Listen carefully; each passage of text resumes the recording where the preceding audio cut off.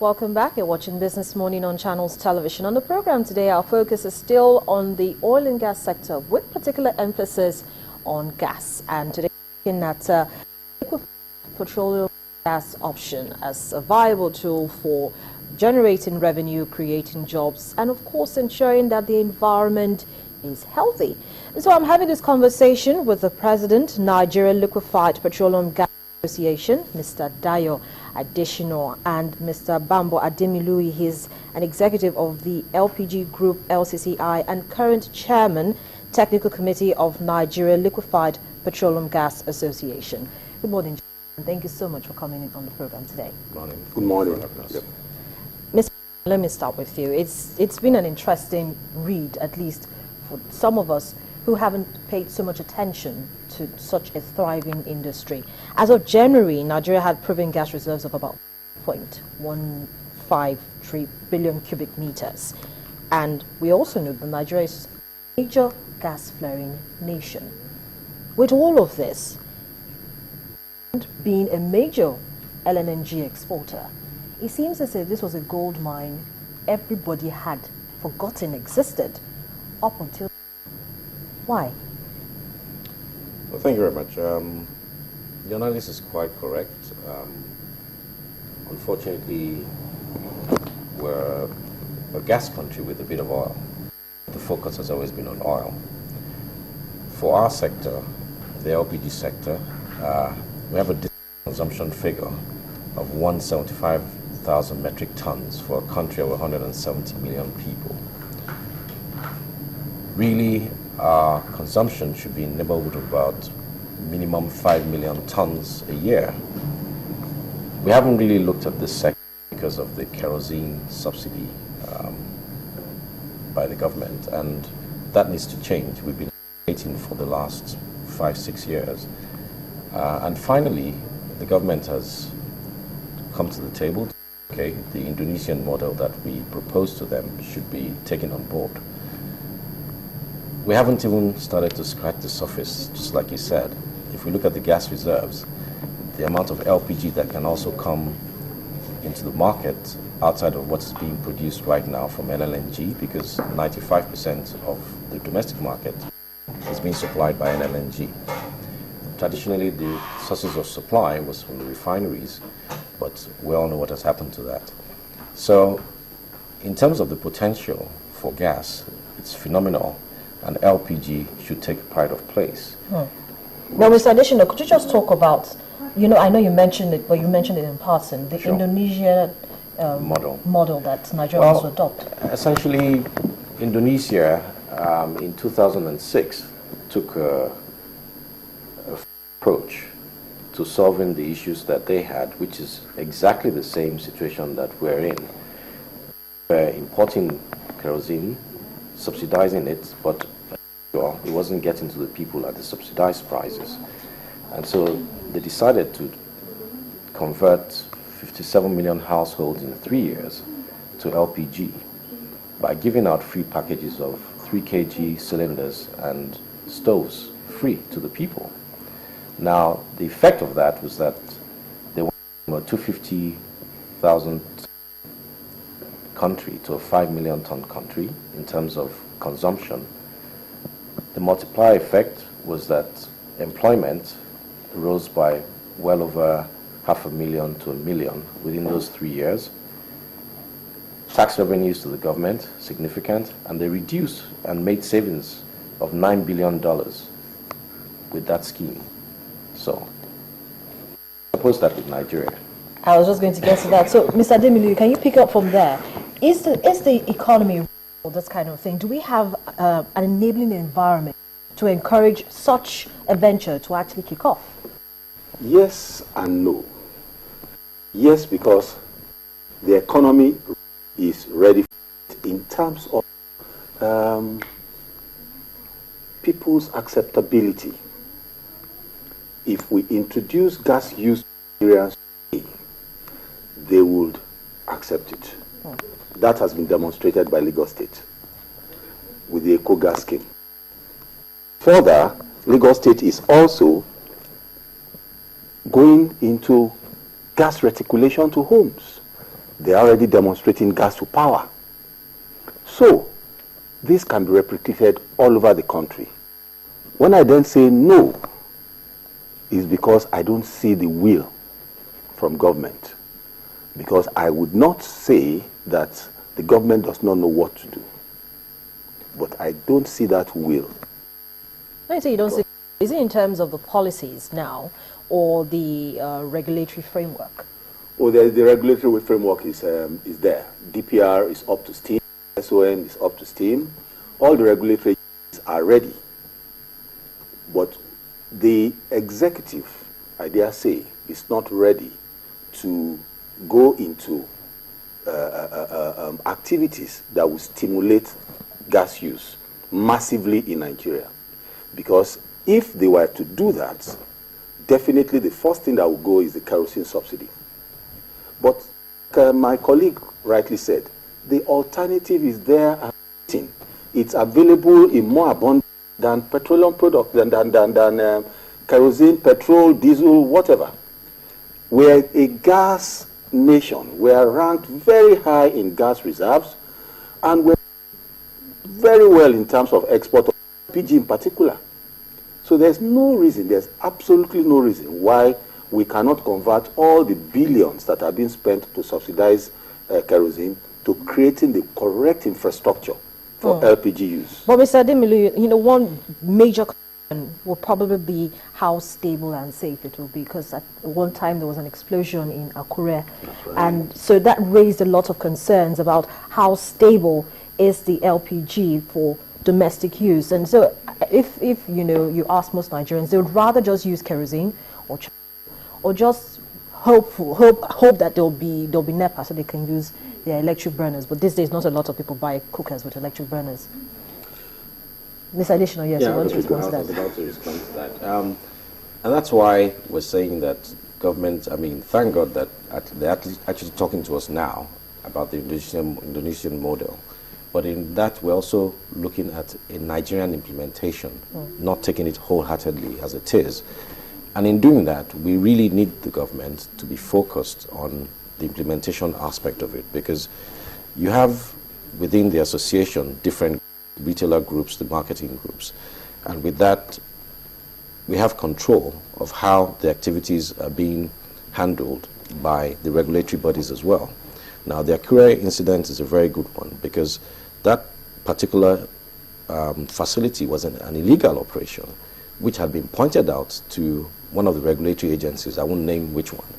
So if the state government also knows that they've applied for this facility and they declined, why did they still allow them to operate in the last 5, 6, 7 months? So it's a concerted effort that needs to be done, and the government needs to be aware that yes, you have regulatory agencies, but if those regulatory agencies are deficient in their outlook and their activities, then you're going to continue to have this sort of thing. And that's why we need closer cooperation with government. Like like you rightly said, national planning, I mean, we advocated to them, and luckily they sat us down, and there's now an intermediate committee made up of various stakeholders from the Ministry of Health, Environment, Trade and Industry, Petroleum, Finance, CBN, NLNG, and NPC, and the association. And we've had subcommittees formed, and hopefully the recommendations would go to government on the way forward. Mr. Ademilu, at least you're in charge of one of such committees, the Technical Committee of the Nigeria Liquefied Petroleum Gas Association. Now, Mr. Additional has mentioned the fact that the reason why we had that explosion in Akure was owing to the illegal structure that was actually put in place. Now, what is your own committee going to do to ensure that such things don't recur? Because Nigerians need to have that assurance that, you know, I can use LPG safely in my house, I can go to sleep without worrying too much. I'll take that from the point that I've always made, that all explosions that have happened in Nigeria, when investigated, has been linked to carelessness, not the equipment, not technical issues. It's human, always human. the accurate, I bet by the time they dig deep into it, they will find out that there was a human error somewhere in terms of what they were supposed to do. Yes, the facility was illegal. However, if things were being done right, they could have continued their illegal activities forever, and nobody probably would have noticed. But somebody must have been careless, and this was something was not supposed to do. So what's the solution? In the association, we have self-regulation. We have retailers numbering thousands, and there are other retailers all over the country numbering several thousands too. But the retailers that are registered with the association operate under the ambient of the law. We ensure that because we have what DPR requires for you to operate as a retailer, and we make sure that those of them that we cover, like as an umbrella body, operate along the ambience of those laws. Our LPG plants are the same.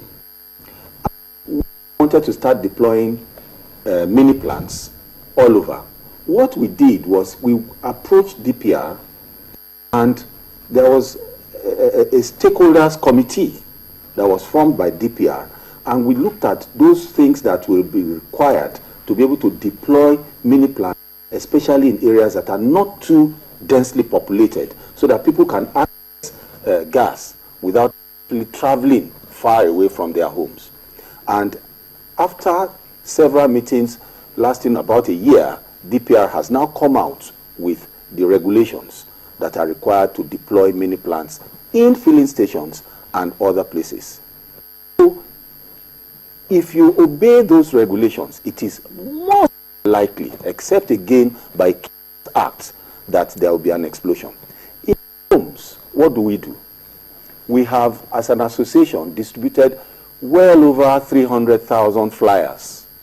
All the Lagos cookers go out with the flyers on safe use of LPG in English, Yoruba, and Pidgin English.